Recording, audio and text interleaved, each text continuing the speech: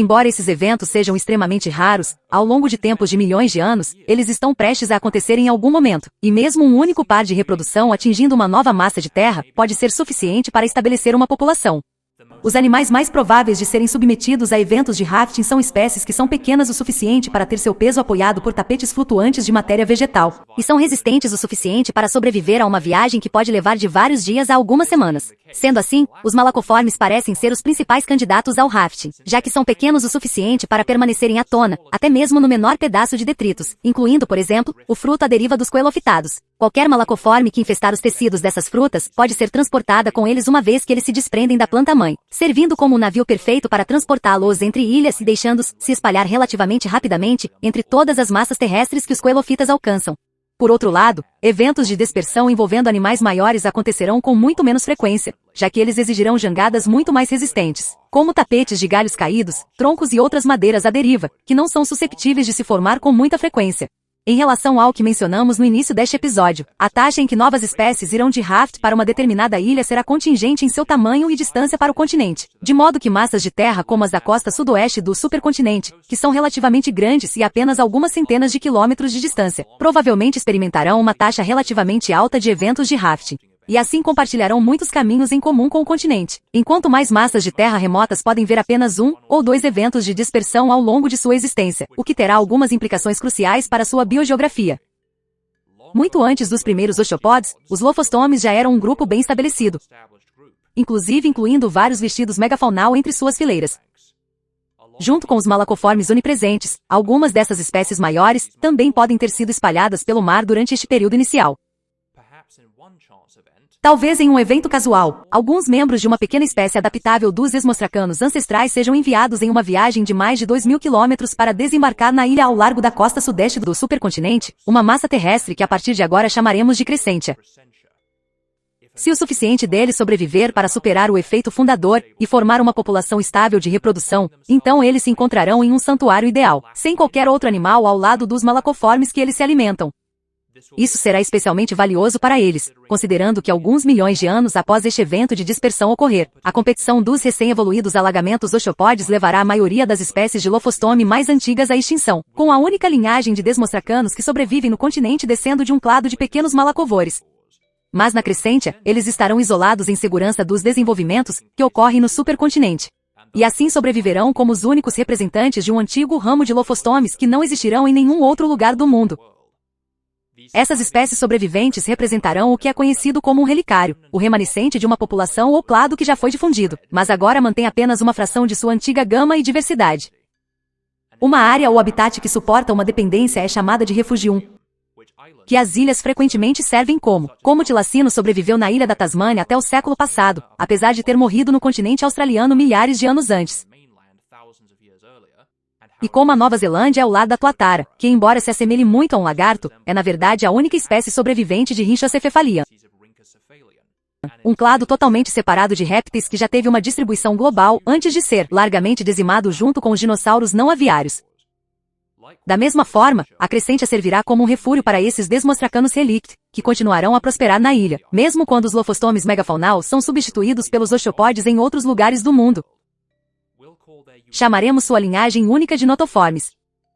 Uma vez que eles colonizaram totalmente a ilha, a falta de competição terá vários efeitos imediatos. Em primeiro lugar, embora sua falta de um esqueleto interno e os níveis de declínio do oxigênio atmosférico ainda os restringirão a apenas uma dúzia de quilos no máximo, a abundância de alimentos e a ausência de qualquer osteopodes para competir resultará mais uma vez em gigantismo insular, com muitas espécies crescendo muito mais do que a grande maioria dos Lophostomes do continente. Assim como a falta de mamíferos na Nova Zelândia permitiu que o WT gigante evoluísse para um dos maiores insetos da Terra. Outra ocorrência comum entre os animais que migram para habitats isolados ou não colonizados é que eles se submetem a uma radiação adaptativa, diversificando-se rapidamente em uma infinidade de formas diferentes para preencher todos os nichos desocupados. Um exemplo especialmente famoso disso são os tentilhões de Darwin, que todos descendem de um ancestral comum recente que chegou às Ilhas Galápagos nos últimos 3 milhões de anos que, em seguida, prontamente evoluiu para mais de uma dúzia de espécies diferentes. Esse efeito será particularmente extremo em uma ilha como Crescentia, já que todos os nichos para animais maiores que os malacoformes estarão completamente vagos quando os notoformes chegarem pela primeira vez, deixando quase toda a rede de alimentos em disputa. A espécie notoforma original que primeiro chegou à ilha era um pequeno onívoro generalista. Um estilo de vida que muitas espécies notoformas subsequentes podem reter. Mas logo depois que eles chegam, um ramo pode se especializar para se alimentar da vegetação, evoluindo um intestino grande e poderoso apoiado por pernas volumosas, resistentes ao peso, e partes bucais fortes e compactas para mastigar matéria vegetal. Sendo herbívoros indiscriminados, eles não precisarão dos tentáculos sensoriais semelhantes às antenas dos primeiros notoformes para peneirar a ninhada de folhas para comer, de modo que esses apêndices podem encolher para não interferir na alimentação, e sua concha bandes pode adquirir uma forma de cela distinta para deixá-los angular suas cabeças para cima para alcançar a comida. Vamos chamar esses herbívoros de timostracanos.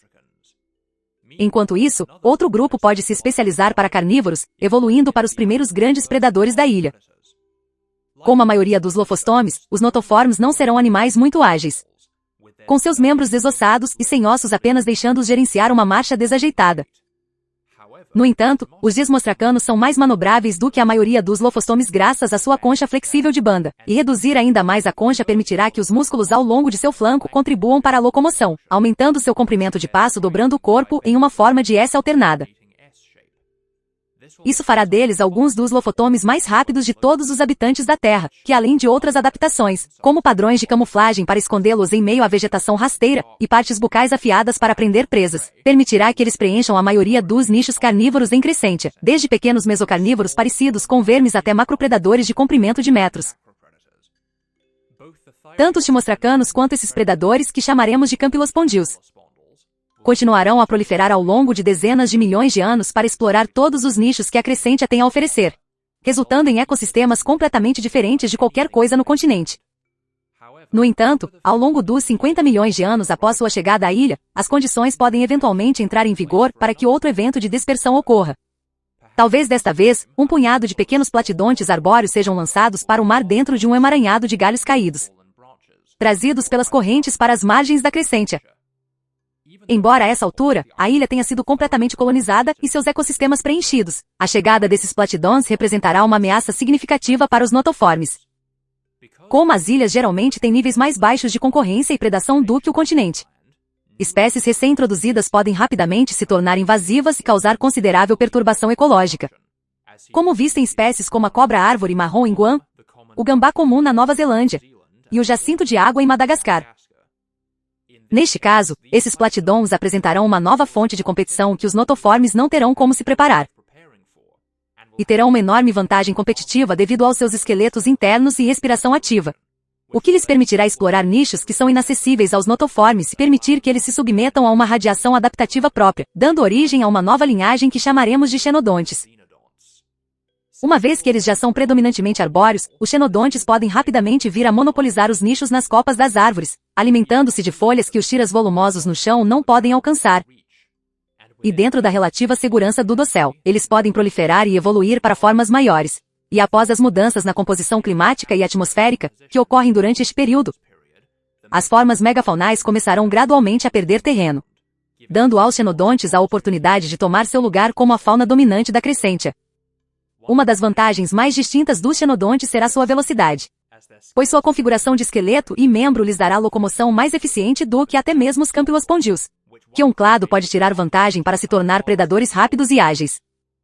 Essas formas podem reter alguns comportamentos arbóreos, mas também podem explorar a relativa falta de competição no chão da floresta e passar o tempo caçando no solo também. Com as garras pisadas que originalmente evoluíram para ajudá-los a escalar árvores agora deixando-as se agarrarem e estriparem suas presas. No entanto, tais garras grandes estarão em risco de serem desgastadas pela abrasão contra o chão, então eles precisarão evoluir de alguma forma de mantê-las afiadas. Uma solução é manter a garra levantada do chão, como as garras dos pés dos dromaeosauroides, ou as garras retráteis vistas na maioria das variedades de gatos, a fossa madagascana e a raposa cinzenta, que dependem de suas garras para escalar árvores e capturar presas, e assim mantê-las retraídas quando não estão em uso para evitar o desgaste desnecessário. Alternativamente, outra opção é andar de juntas, uma condição bastante rara em que o animal suporta seu peso em seus dedos,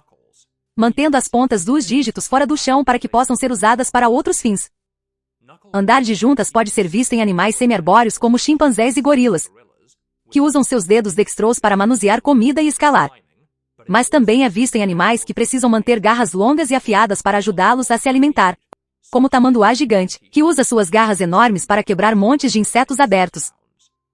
enquanto o chalicoteres extintos, que usou suas garras para alcançar e puxar galhos de árvores, até viu a evolução paralela de garras que caminham, retráteis. Embora a anatomia do pé do oxopote não seja exatamente equivalente à dos vertebrados, esses xenodontes terão herdado articulações flexíveis do tornozelo de seus ancestrais arbóreos para envolver e agarrar galhos de árvores. Então, quando eles descem ao chão, eles podem andar em seus pulsos com os pés dobrados para trás, mantendo os pontos de suas garras voltados para cima e para longe do chão. Uma característica para a qual vamos chamá-los de streptotarsos.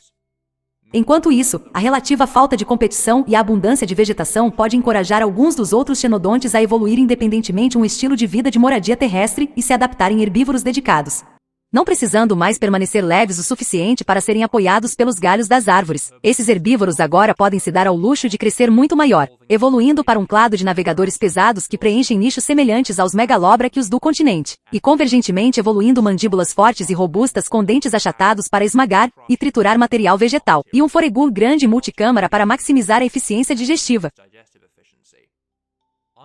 Ao contrário dos megalobrachides, porém, suas pernas dianteiras, usadas por seus ancestrais arbóreos para alcançar e enganchar em galhos, podem reter suas garras em forma de foice grande para ajudar os pedipalpos a alcançar para cima e puxar folhagens para baixo em direção à boca. Mais uma vez, essas garras precisarão ser mantidas por muito tempo para que sejam eficazes na alimentação. Então esses animais também precisarão de uma maneira de evitar que se desgastassem. Mas ao contrário dos streptotarsos, que precisam manter todas as suas garras afiadas para que possam ser usadas para escalar árvores, esses herbívoros exclusivamente terrestres só precisarão manter suas garras de alimentação longas, o que fornece uma opção adicional além de garras retráteis ou andar de juntas. Em outros episódios, vimos o centaurismo evoluir tanto nos onichodons quanto nos abacoides, em ambos os casos evoluindo como um meio de permitir que o animal corra mais rápido e eficientemente, mas neste clade, o centaurismo pode ocorrer como uma consequência natural da evolução de um estilo de vida de moradia no solo, pois apenas os 3 pares traseiros de pernas evoluem para suportar o peso dos animais, com as garras nesses membros se tornando bruscas e como cascos, enquanto os membros da frente podem se tornar especializados para se alimentar, sendo mantidos fora do chão para impedir que suas garras raspem contra o solo. Isso os tornará vagamente análogos a animais como o Oryzinosaurus que, graças ao seu centaurismo, poderiam permitir evoluir enormes garras de alimentação ancinho para alcançar a vegetação. Devido a este arranjo de alimentação distinto, vamos chamar esses xenodontes brachiocenseianos. Os brachiocecias e streptotarsos representarão apenas uma fração da diversidade que os xenodontes alcançarão ao longo das dezenas de milhões de anos que eles têm domínio sobre os ecossistemas crescentes. Mas mesmo essas criaturas não serão capazes de manter sua supremacia diante de um clima em rápida mudança. Com o início da era glacial, a paisagem de Crescentia mudará drasticamente, com a maioria das selvas exuberantes dando lugar a florestas sazonais e tundra. Este será um grande desafio para as espécies nativas, já que a maioria dos animais em Crescentia não terá qualquer forma de termorregulação, tornando-os muito sensíveis às temperaturas frias, e com a escassez de alimentos provocada pelo recuo das florestas tropicais. Pequena minoria da antiga diversidade de Crescentia conseguirá sobreviver. Mas, além disso, durante os períodos glaciais, o trecho do mar entre Crescentia e o continente oriental diminuirá à medida que o nível do mar cair. E se o mar congelar, pode ser possível que os animais viajem de uma massa terrestre para outra. Atravessar um trecho de várias centenas de quilômetros de gelo marinho será uma jornada perigosa e impraticável para a maioria dos animais, mas um pequeno número de espécies migratórias ou abrangentes do continente pode ser capaz de atravessar o gelo e encontrar seu caminho para Crescentia. Os animais mais prováveis de fazer uma viagem como esta são espécies pequenas e adaptáveis que são capazes de suportar o frio, que na Terra incluem animais como a raposa ártica e o lobo das Ilhas Malvinas, ambos capazes de atravessar os mares congelados que se formaram durante a última era glacial para chegar à Islândia e às Ilhas Falkland, respectivamente. E ambos são os únicos mamíferos terrestres que não os humanos a habitar suas ilhas de origem. Neste caso, os alodontes que vivem na costa sul do continente oriental são generalistas o suficiente para se alimentar de qualquer alimento que possam encontrar nas planícies geladas, e sua endotermia os ajudará a resistir ao frio quando a era glacial chegar. Uma vantagem que eles podem fortalecer evoluindo uma camada de pele desgrenhada do pequeno setae que cobre seus corpos. Um desenvolvimento quase idêntico ao que ocorreu nos teópodes intimamente relacionados, fazendo com que os dois clados pareçam muito semelhantes, apesar de existirem em lados opostos do planeta. Para esses aldontes adaptados a frio, que chamaremos de Erioteres, Migrar para o sul apresentaria uma fuga da feroz competição do continente, levando pelo menos uma espécie a atravessar o mar congelado para Crescentia. Quando chegarem, quase todos os grandes xenótones terão morrido. Então enfrentarão pouca concorrência à medida que se movem para os nichos megafaunal da ilha.